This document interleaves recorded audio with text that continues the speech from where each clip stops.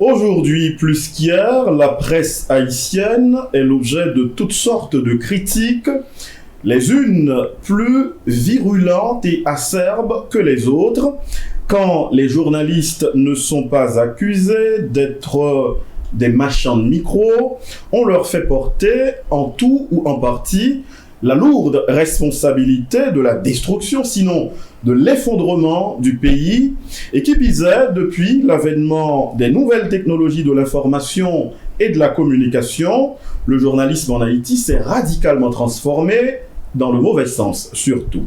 À l'occasion du 3 mai qui marquait la journée mondiale de la liberté de la presse, un journaliste senior, devenu depuis quelque temps homme politique, Clarence Renoir pour ne pas le citer, se pose un ensemble de questions comme quel état des lieux peut-on dresser en Haïti de la presse, quels progrès ont été réalisés, quelles menaces pèsent sur la liberté de la presse, un ensemble d'interrogations intéressantes. Mais aujourd'hui à Agora, on se pose une question importante, tout aussi importante et cruciale, 2025, peut-on parler de liberté de la presse en Haïti? Et pour répondre à cette question et d'autres encore, nous avons l'insigne honneur de recevoir un journaliste senior, un mentor, je dirais un guide, pourquoi pas. Il a été notre modèle, et il est notre modèle, mon modèle particulièrement. Adi Jean-Gardy, bienvenue sur Agora. Bienvenue à tout le monde aussi, à tous les auditeurs, à toutes les auditrices. C'est un véritable plaisir pour moi d'être ici avec vous et de parler d'un sujet qui me tient à cœur. Évidemment, parler de la liberté de la presse en cette journée qui a été consacrée évidemment par l'UNESCO. Une journée consacrée à la liberté de la presse, alors que justement en Haïti, depuis 1954, on avait pris l'habitude de célébrer le 7 juin, qui était la journée de la liberté de la presse dans les Caraïbes, à partir évidemment de 93, après la mort de Guillermo, qui était directeur d'un journal colombien. Alors on a décidé à travers le monde de commémorer cette date pour la journée de la presse. Je dirais, messieurs et messieurs et dames, parce qu'il y a aussi des femmes qui nous regardent, que la liberté de la presse comprend à peu près une trentaine d'aspects. Et je dirais, pour être précis, 32 aspects. Parce que la liberté de la presse est à la fois, que ce soit en Haïti ou ailleurs, est à la fois un sujet extrêmement important, à ne pas confondre avec la liberté d'expression. C'est pour ça que j'ai parlé de 32 aspects. Le premier aspect, c'est la liberté d'informer. La liberté d'informer que toutes les radios, que tout le monde, que tous les journalistes utilisent, mais la liberté d'informer surtout sur les faits réels et non les faits imaginaires. Ce qui se passe vraiment au jour le jour, le quotidien, c'est pour ça d'ailleurs qu'il y a des quotidiens, des journaux de tous les jours et qui publient en réalité ce qui se passe en respectant les règles, les normes, qui dit quoi, à qui, pourquoi, comment et avec quels effets. Alors évidemment, le deuxième aspect, c'est la liberté de critiquer. Dans la liberté de critiquer quoi? De critiquer ce qui est dit, parfois par des hommes politiques ou encore par des hommes religieux. De critiquer, ça permet aux journalistes d'analyser. C'est le troisième aspect. L'aspect, c'est la liberté d'analyser chaque point, chaque principe, chaque thème, ou de comprendre évidemment ce qui a été dit par certains. Car on peut être d'accord et ne pas être d'accord. Et on peut être d'accord avec ce qui est dit si on est partisan d'un groupe, d'une classe ou de certains clans, d'une certaine vision. Et je prendrai un exemple. À l'époque où nous étions des esclaves, ça veut dire qu'au temps de la colonie française, il y avait 10 000 esclaves qui rentraient en Haïti et les Blancs nous considéraient comme des choses. Alors il y avait une loi, la fameuse loi qui a été proposée à l'époque par la France, par Louis XIV et les autres, et les colons. Le Code noir, il y a eu le Code noir, mais il y a aussi d'autres lois félons. Des lois félons qui disaient que le nègre, l'esclave, n'était rien d'autre que des individus à abattre. Et les marrons, les esclaves marrons, mon grand-père était un marron. Alors évidemment, et vos grands-pères aussi, j'imagine, parce que nous avons tous fait la révolution haïtienne de 1804 ensemble. Il y avait déjà des journalistes en Haïti qui disaient non, c'est pas possible, qui disaient non à ces lois. Et l'un de ces journalistes, pour citer l'exemple de l'histoire, c'est le fameux journaliste Jean Payan, qui avait créé le premier journal d'ailleurs de toute l'Amérique, même avant les États-Unis. Ce journal avait été publié à Saint-Marc et il disait qu'on ne peut pas accepter le code noir. Et évidemment, il a été arrêté et ensuite, il a été emmené en France et il a été embastillé, mis à la Bastille et tué. Alors évidemment, on peut ne pas être d'accord avec ce qui est dit, parfois même avec des lois félons. Il y a eu aussi en Haïti une loi qui est restée jusqu'à Duvalier, jusqu'à la dictature. On disait par exemple que il faut absolument, pour lancer un journal, il faut une autorisation préalable. On ne peut pas faire un journal sans ne pas avoir l'autorisation du ministère de l'Intérieur. Et la plupart des journalistes indépendants disaient non, on ne peut pas accepter ça. Alors on peut aussi avoir la liberté d'analyser. Ensuite, l'autre aspect, c'est la liberté en fait d'animer. Et par exemple, ici à la radio, il y a l'animation sportive. Alors, le droit d'animer ce qui est dit et même de couvrir un événement culturel, religieux et d'animer. Ensuite, un autre aspect à ne pas sous-estimer, cinquième aspect, c'est la liberté d'enquêter. Le droit d'enquêter. Le droit de chercher à comprendre ce qui se passe. Ce qui est très, très, très difficile pour le journaliste. Comment enquêter, par exemple, aujourd'hui sur les gangs? Combien y a-t-il de gangs en Haïti, de gens armés? Quelles sont également leurs armes et d'où proviennent leurs armes? Alors, évidemment, il faut une enquête. Il faut une enquête pour évidemment, pour le journaliste, de ne pas raconter n'importe quoi. Quand il y a un sujet, par exemple, dans un pays, un sujet majeur, un sujet moteur, il est extrêmement important d'enquêter, de savoir qu'est-ce qui se passe. Quelle est l'économie d'Haïti? Combien d'argent avons-nous à l'étranger? Qu'est-ce que nous avons comme réserve au niveau de la Banque de Boston, par exemple, à la Federal Bank? Et comment fonctionnent les gouvernements? Quel est le salaire de membres du CTP? Quel est l'argent? Quels sont les fonds qui sont dépensés et qui viennent directement du peuple? Quelle est, évidemment, au niveau économique, l'économie haïtienne? On dit qu'on est un pays pauvre, mais qu'est-ce qui se passe au niveau également de nos mines qui valent des milliards de dollars? Donc il faut une enquête sur, bien entendu, des sujets qui ne sont pas abordés régulièrement. Car un jeune haïtien doit connaître son pays, doit connaître sa nation. Et à l'avenir, parce que l'un d'entre vous peut-être, n'importe lequel d'entre vous, peut être appelé à devenir dirigeant de ce pays. Alors, il faut savoir de quoi s'agit-il. Sinon, l'individu devient président et il ne sait pas comment fonctionner. Il a besoin d'argent pour lui et également sa femme, ses femmes ou encore Tata Well Coniflet. Donc, je pense que ceci est extrêmement important pour le journaliste de mener une enquête, de mener les enquêtes. Et on a 9 présidents aujourd'hui. Est-ce que dans l'histoire d'Haïti, ça s'est déjà retrouvé? Une enquête sur l'histoire. Est-ce qu'il y a eu déjà d'autres CTP? Est-ce qu'il y a eu d'autres gouvernements provisoires? Il y en a eu. Par exemple, une fois, il y avait un gouvernement qui avait 21 personnes. On appelait le collégial. Il y a eu aussi au 19e siècle, à 3 ou 4 reprises, des gouvernements comme ceci. Ça veut dire qu'il y avait 4 ou bien la ravine, la tirer les oiseaux, et puis le reste les ont mis en alphonticobe. Donc, on a besoin de connaître exactement quelle est la vision de ces gens et comment ceci est né et lié à l'histoire de ce pays. Il y a sixième élément, je dirais, c'est la liberté de dessiner. Car on peut ne pas écrire un article, mais dessiner. Et la liberté de dessiner est extrêmement importante dans le cadre de la liberté d'information, la liberté de la presse.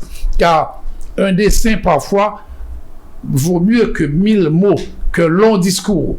Il faut savoir dessiner. On a eu un journal en France qui est un journal de dessin, le Charlie Hebdo. On avait jeté une bombe et la presse dans le monde entier a hurlé parce que c'est une action contre la liberté de la presse. Alors évidemment, il y a aussi la liberté de caricaturer. Caricaturer un homme politique, son visage, et montrer ce qu'il représente, le droit de faire des caricatures. Et je dirais aussi un autre aspect, le 8e aspect, c'est le droit de dénoncer. Le droit de dénoncer par rapport, évidemment, au code que nous acceptons. Par exemple, dénoncer par rapport au code d'instruction criminelle, par rapport au code pénal.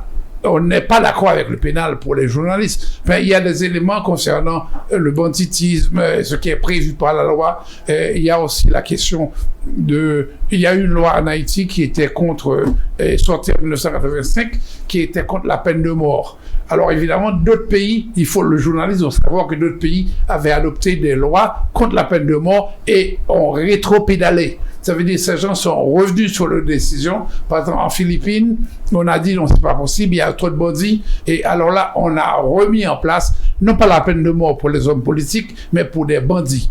Et en imitant évidemment ce qui a été fait ailleurs, dans certaines grandes puissances occidentales, la chaise électrique, etc., pour des gens qui torturent des enfants ou des gens qui tuent, et ceci sans raison. Comme ceci se passe aujourd'hui en Haïti, du côté de Kenskoff. Et évidemment, temporairement. Parce que si le journaliste commence à donner l'information, à expliquer comment fonctionne l'autre État, on ne peut pas mettre le pays, évidemment, dans un berceau. Alors là, la liberté de la presse comprend également cet aspect, défendre et dénoncer. Il y a aussi le droit pour le journaliste de défendre les confrères. Car ce n'est pas un hasard si, quand un journaliste meurt ou quand il est tué, la première nouvelle qui doit sortir à la radio doit concerner le journaliste. Ça, c'est la liberté de la presse. Car on ne peut pas parler de notre sujet, même s'il y avait un problème grave politique dans le pays, la première nouvelle doit concerner le journaliste. Ça, c'est le droit, évidemment, de défendre son confrère ou ses confrères en danger de mort, en Haïti ou à l'étranger. Il y a aussi un autre aspect, c'est la communication sociale. La liberté de la presse exige la communication sociale. Car on a le droit, dans un média, de faire de la communication sociale. Il y a des émissions politiques, certes, mais il y a aussi des émissions de communication sociale pour essayer de dire, par exemple, au niveau de la santé, comment cela se passe? Qu'est-ce qui arrive aux hôpitaux? Pourquoi on brûle des hôpitaux? Combien y a-t-il d'infirmières ou de médecins au niveau, par exemple, de l'hôpital Bernard-Meuse ou à l'hôpital général? C'est extrêmement important, la communication sociale. Et ensuite, il y a la question de diffuseurs. Par exemple, il y a des gens qu'on ne voit pas dans cette émission. La liberté de la presse concerne aussi les opérateurs qui sont derrière la porte, derrière les portes, qui sont en train de travailler, de nous enregistrer et de diffuser ce que nous sommes en train de faire. Alors, quelle est aussi la protection des diffuseurs, la protection des opérateurs? Je crois qu'il est extrêmement important d'inclure au niveau de la liberté de la presse la situation des opérateurs et des techniciens. Et surtout qu'on parle aujourd'hui des nouvelles technologies de l'information et de la communication. Un autre aspect à ne pas sous-estimer, c'est justement la question de la technologie. Technologie, quel type de technologie nous avons? On demande aujourd'hui en Haïti, dans le cadre de la liberté de la presse, avant de faire une radio ou une télévision, d'aller directement au Conatel. Mais les choses commencent à changer, à bouger. Les lignes bougent. Parce que le Conatel existe, mais savez-vous que vous pouvez créer une radio ou une télévision à travers des satellites, en utilisant par exemple des satellites internationaux, que ce soit le satellite Simon Bolivar du Venezuela, que ce soit les satellites américains ou encore européens et même africains. Parce qu'aujourd'hui, il y a beaucoup d'efforts qui ont été accomplis au niveau des satellites et au niveau également de la situation d'Haïti, la liberté de la presse. Malheureusement, aujourd'hui, on ne profite pas assez de cette affaire. Parce que le gouvernement haïtien ou l'État haïtien ne paye pas, a cessé de payer à Genève les frais que nous devons, par exemple, au centre de télécommunication pour essayer de permettre à Haïti d'avoir un niveau beaucoup plus large, non pas une radio avec 10 000 watts de puissance, mais les Dominicains sont déjà à 20 000. Donc, ils sont en train de couvrir nos villes de province. Donc, la liberté de la presse exige également que nous fassions un effort, même au niveau mondial. Alors, je parlerai aussi de la liberté d'expression. La liberté d'expression des acteurs. Parce que les acteurs sont là, il y a des acteurs religieux. Par exemple, le pape vient de mourir. Le pape François vient de mourir, c'est un acteur. Bon, il faut aussi l'entendre. Il faut aussi entendre et discuter avec la conférence épiscopale et aussi la conférence des religieux. C'est extrêmement important. Qui était ce pape? Bon, on sait, beaucoup de gens ne savent pas que le pape qui vient de mourir a soutenu, pendant un moment, entre guillemets, la dictature argentine. Il y a eu beaucoup de prêtres et de religieuses à être tuées, massacrées, pendant que le type était certainement archevêque directement à Buenos Aires. Alors, il est devenu pape. Bon, je regrette qu'il soit mort dans cet état, mais je pense qu'il ne faut pas cacher, le journaliste ne peut pas cacher, évidemment, cette histoire. On doit comprendre. Et savez-vous aussi que dans le cadre de cette liberté d'expression des acteurs, il faut écouter ceux qui sont les papabiles, ceux qui sont dans la liste des nouveaux papes. Par exemple, quand on dit qu'un pape noir pourrait arriver, on cite beaucoup Robert Sarah de Guinée, mais le journaliste doit savoir que ce pape qui vient de Guinée vient du même pays que Dessalines. Car Dessalines, et qui venait de l'île de Tombo de la Guinée, et venait comme ce pape-là du même endroit. Et beaucoup de gens disent Jean-Jacques Dessalines, mais ils ne connaissent pas le nom africain. Donc le journaliste doit faire un effort de recherche pour comprendre. Et je suis très content qu'il y ait dans ce panel un étudiant de l'IERA, l'Institut des études africaines, mais on doit savoir aussi que l'Afrique, pour nous, et moi, quand j'avais été ministre, j'avais fait un effort pour introduire Haïti au niveau de l'Union africaine. Et je comprends ce qui se passe, et évidemment, pour nous, les acteurs, il faut les écouter. Il y a aussi un problème. Est-ce qu'il faut écouter les chefs de gang? Est-ce qu'il ne faut pas les mépriser ou les ignorer? Je pense que la géolocalisation, savoir où se trouve un chef de gang qui bouge, où ça qu'il bouge, où ça qu'il est, peut permettre également de restaurer la paix, de restaurer la justice dans ce pays. Mais il faut faire un effort, car on ne peut pas mettre le pays dans un berceau et comprendre ce qui se passe ailleurs. Je veux dire aussi un autre aspect de la liberté de la presse, c'est l'art d'argumenter, la liberté d'argumenter, donner des arguments. Vous savez que Aristote, qui est un grand philosophe grec, avait demandé d'argumenter en termes de philosophie. Et argumenter veut dire certainement sortir d'un point A pour aller à un point Z. 1 à 10. Premièrement, je suis d'accord. Argumenter, être d'accord ou ne pas être d'accord. Et moi, quand j'ai lancé le Centre haïtien de formation des journalistes, je demandais aux journalistes d'argumenter au niveau de la liberté de la presse. Argumenter, ça veut dire, bon, savez-vous, est-ce que aura-t-on des élections bientôt? Oui ou non? Alors, il faut argumenter oui dans une position et non dans l'autre. Ça veut dire pourquoi il y aura des élections, pourquoi il n'y aura pas d'élections. Alors, le journaliste doit pouvoir faire ce type de travail aristotélicien qui est philosophique, mais il doit savoir argumenter. Alors, évidemment, aujourd'hui, on a fait un recul extraordinaire au niveau de l'éducation, car en 1982, la droite française avait demandé au gouvernement haïtien de créer une école fondamentale. Et la plupart des enfants d'aujourd'hui ne savent ni lire ni écrire. Ils savent écrire et lire, mais ce ne sont pas des analphabètes, ce sont des illettrés. Un journaliste ne peut pas être illettré. Le journaliste doit savoir. Pas seulement dire, mais aussi savoir. Alors là, c'est un point extrêmement important et quand on sait, on peut argumenter. Alors il y a aussi un autre aspect, c'est la question de la diversité dans la liberté de la presse. La diversité, on peut être une radio protestante comme Radio Lumière, on peut être une radio catholique comme Radio Soleil, on peut être une radio laïque comme Radio Caraïbe, et on peut aussi créer la diversité et écouter tout le monde. Mais le journaliste doit faire attention à ne pas prendre position pour une partie ou l'autre, permettre aux acteurs de pouvoir se prononcer. Il y a aussi la liberté de projeter l'actualité mondiale, dire ce qui se passe dans le monde. Pourquoi on a demandé par exemple, à l'OEA d'envoyer des gens en Haïti pour établir la paix. Qu'est-ce qui se passe? Et quelles sont les lois qui ne nous permettent pas, en tout cas à des ennemis, comme la Dominicanie qui a récemment pourchassé les Haïtiens, fermé la frontière? Pourquoi ce pays-là ne peut pas être dans l'OEA pour venir? Le journaliste doit pouvoir questionner la question dans le cadre de la diversité. Et je parlerai aussi de la liberté de penser. La liberté de la presse, il y a la liberté de penser. On ne peut pas lire la pensée de quelqu'un, mais la pensée peut s'exprimer à travers un article, à travers un éditorial, à travers une analyse. La liberté aussi de publier. Un autre aspect de la liberté de la presse, car on demandait aux journalistes de publier avec l'autorisation du ministère de l'Intérieur. On ne peut pas, selon la loi de 79 et même la loi de 80 de Duvalier, on ne pouvait pas publier sans être autorisé par le ministère de l'Intérieur à l'époque de Roger Lafontaine. Alors en 1986, savez-vous que justement les journalistes ont fait un pas de géant extraordinaire. N'importe lequel d'entre vous pour créer un journal, là j'ai entendu des noms de journaux que beaucoup de gens ne savent pas et qui n'ont jamais demandé une autorisation au ministère de l'Intérieur. Il y a quand même des principes. Et je crois que ça, on a le droit de publier sans cette autorisation-là. Alors il y a aussi, disons, les genres. Alors la liberté de genre dans la liberté de la presse comprend quoi? Vous avez le droit d'être journaliste économique. Vous avez le droit d'être un journaliste au niveau sanitaire.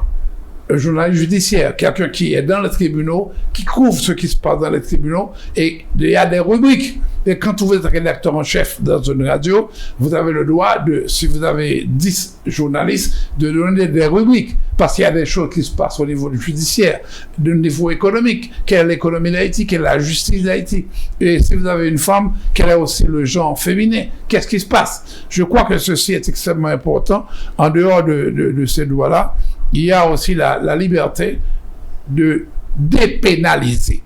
C'est extrêmement important. J'ai entendu un confrère dire à la radio, et quand on a arrêté des bombes de gang qui prétendument étaient journalistes, on les a mis en prison, la police faisait une enquête et le disait non, il faut une loi sur la presse du gouvernement, il n'y a pas de loi sur la presse. On n'en a pas besoin. On n'en a pas besoin.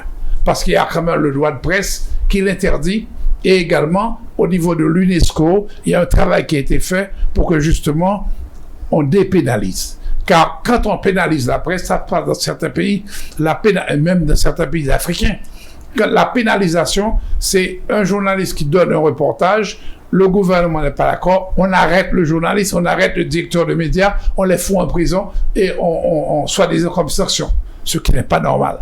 On va sortir on dépénalise et c'est une victoire de la presse mondiale. Que ce soit l'Union des journalistes internationaux, que ce soit la Fédération internationale de la presse, nous avons décidé au niveau mondial d'abandonner la pénalisation. Le gouvernement, il y a 4 ans en Haïti, voulait pénaliser encore les journalistes pour la diffamation. Car la diffamation va au civil. Car le civil exige également des éléments, même quand on est libre de le faire, on est libre de donner des nouvelles, on n'est pas libre de mentir, on n'est pas libre de diffamer. Et là, on va vers le civil, car le journaliste qui diffame, il peut être non pas arrêté, mis en prison à n'importe quelle heure, mais il peut aller certainement au tribunal, mais on demande le droit de presse, on donne le droit de presse, et ensuite il y a des sanctions accomplies par le directeur de médias, et ça veut dire la suspension, parce qu'il a, pendant un certain temps, 1 an, 6 mois, parce qu'il a donné une fausse information, ceci est aussi prévu. Donc ça, c'est dans le cadre de l'autre aspect, l'aspect de l'éthique professionnelle. Un média aux États-Unis, chaque média a un niveau, une loi d'éthique. Mais normalement, globalement, il y a des principes qui sont respectés par l'ensemble des confrères. L'éthique ou la déontologie professionnelle. Alors, est-ce que ce média Caraïbes ou encore un média comme dans le Nord ou dans le Sud à Jérémie, est-ce que ces gens ont une éthique? Est-ce qu'ils ont une charte déontologique? La Fédération de la presse haïtienne a une charte au niveau déontologique à redistribuer à tous les médias. À partir de ce moment-là, on peut savoir que la liberté de la presse est respectée valablement. On a aussi le droit de circuler. La liberté de la presse exige la circulation de l'information. La liberté de la presse exige la circulation. Même pendant la guerre, un journaliste a le droit de circuler. Même quand il y a état de siège, le journaliste a le droit de circuler. Il faut le dire, le rappeler, pour que justement le journaliste ne soit pas battu, ni arrêté dans les rues, ni non plus se retrouver dans une situation impensable, innommable et inacceptable. Je crois aussi qu'il y a le droit ou la liberté de la presse inclut la création, la liberté de créer des médias communautaires. Et comment créer un média communautaire? Un média communautaire permet à la communauté de se développer, permet aux paysans de savoir également comment planter, comment travailler. Donc c'est extrêmement important. Nous avons un autre aspect, c'est la liberté de la presse et la liberté de sondage. Car vous avez le droit de faire le sondage, même pendant une période électorale, même pendant sur la géographie de la population. Et également, je continuerai par vous dire la liberté de lutter contre la corruption qui est corrompue dans le pays. Et pourquoi la corruption doit être combattue. Et je crois aussi, je citerai la liberté de la presse et la liberté de vérification. Il faut vérifier les nouvelles. Et également pour permettre à la justice de faire son travail. Vous avez encore la liberté de la presse et le droit d'association. Et créer une association régionale, communale, association de journalistes, même si ces associations se réunissent toutes autour de la fédération, d'une fédération de la presse, c'est extrêmement important. Et la lutte contre le banditisme. En gros, voilà ce que je voulais dire aujourd'hui en citant ces 32 aspects liés à la liberté de la presse, à la liberté d'information. Maintenant, je suis prêt à répondre à vos questions et surtout à la question principale, existe-t-il encore en Haïti une liberté de la presse? En 2025. Voilà donc pour l'exposé de notre invité conférencier.